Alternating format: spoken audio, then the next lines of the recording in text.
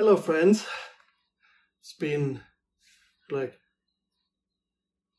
a few months since we've seen each other, probably almost close to a year, so happy to see you guys all.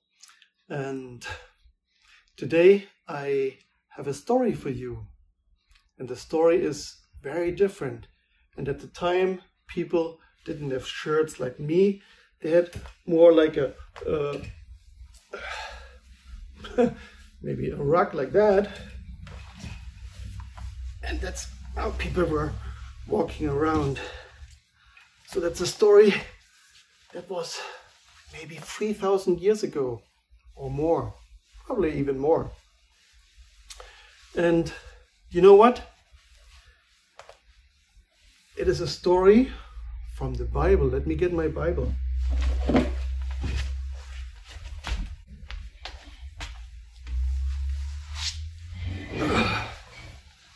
All right, here's my Bible, and this story is at the beginning of the Bible in the second book. The first book is called Genesis, and the second book is called Exodus, and that's where we find the Bible story today. The story is in Exodus 14, so this is the 14th chapter of the second book in Exodus. All right, so let me tell you something. Do you know what? The people of Israel, that's what the story is all about, they liked one thing. They liked to tell stories. Okay? Who likes stories? I like stories too.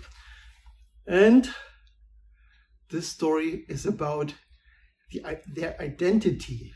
You don't understand that, right? Their identity, that means, who are they? Where did they come from? And maybe you can understand this story as well like because I didn't come from Canada, I come from Germany. And you probably hear, oh, he has this accent, right?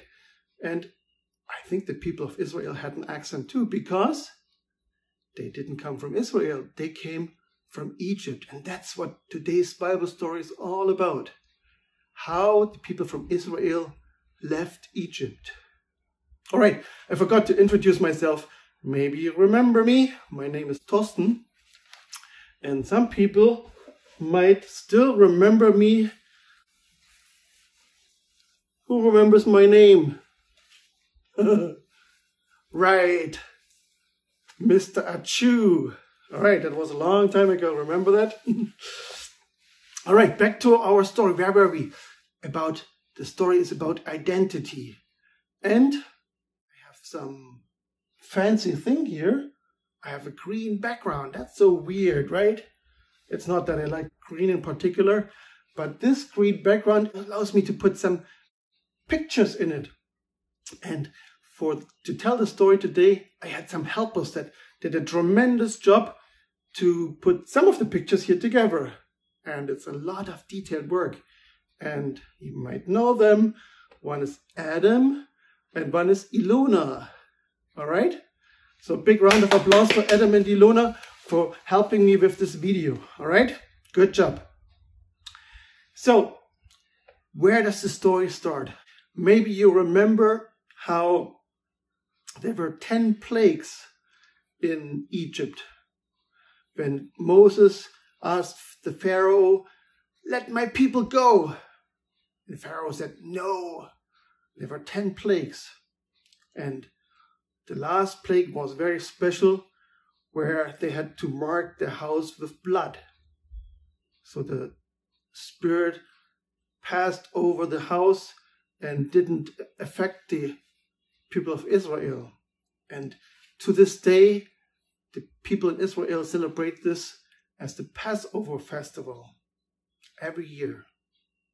All right. So speaking of miracles like this, in today's story, there is a big miracle as well. So the 10 plagues convinced the Pharaoh that he should let the people of Israel go. But you know what? He changed his mind. Not long after the people of Israel left, he thought, oh, who's doing all the work? Because they were all slaves. They were kind of working for free, very cheap workers, right? Who's doing all the work?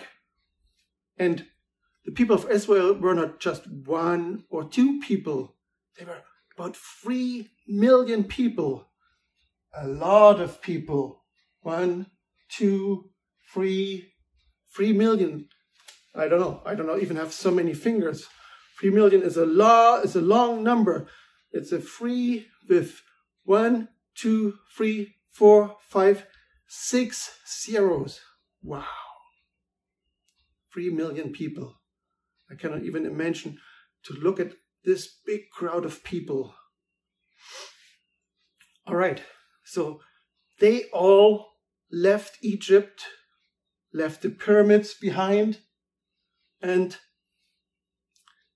guess what? When Pharaoh thought about that nobody's doing the labor anymore, and he's had those people let go, he changed his mind. He changed his mind, and he told his army, his soldiers, we will get them and we will bring them back to Egypt. He didn't learn his lesson, right? The 10 plagues were not enough. So he went on his chariot. Chariot looks a little bit like that. And he followed them. So Moses was walking in front, had a little bit of a head start. And then after them, the chariots with horses, quite fast. A little bit later, Moses arrived at the sea. It's called the Red Sea. Some people even call it the Reed Sea because it had a lot of reed plants growing in it. And so they were stuck. On one side, there was the Red Sea, Reed Sea, the water, like the waterfront here. And on the other side, the army of the Pharaoh was coming. Oh no, what do we do? And the people, those 3 million people, got upset with Moses. Imagine that. 3 million people upset with one person. Oh no, I don't want to be that person. So they said, Moses, you didn't bring us out here so we can die. Because they thought they cannot move forward and the army will come quickly and then they will all die. But Moses had a stick. Where's my stick? I need a stick.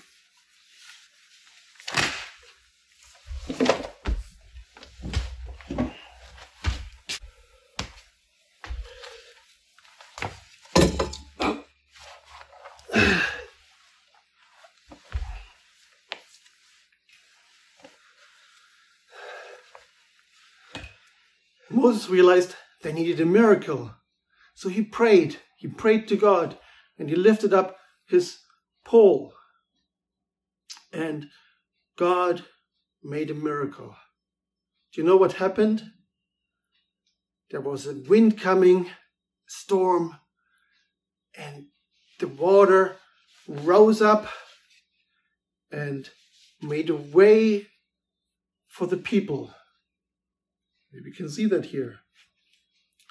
And also God made a cloud and hid the people of Israel from the army. So the people could walk on dry land through the water. And after they passed through, the water closed again, and the army that followed them drowned in the water.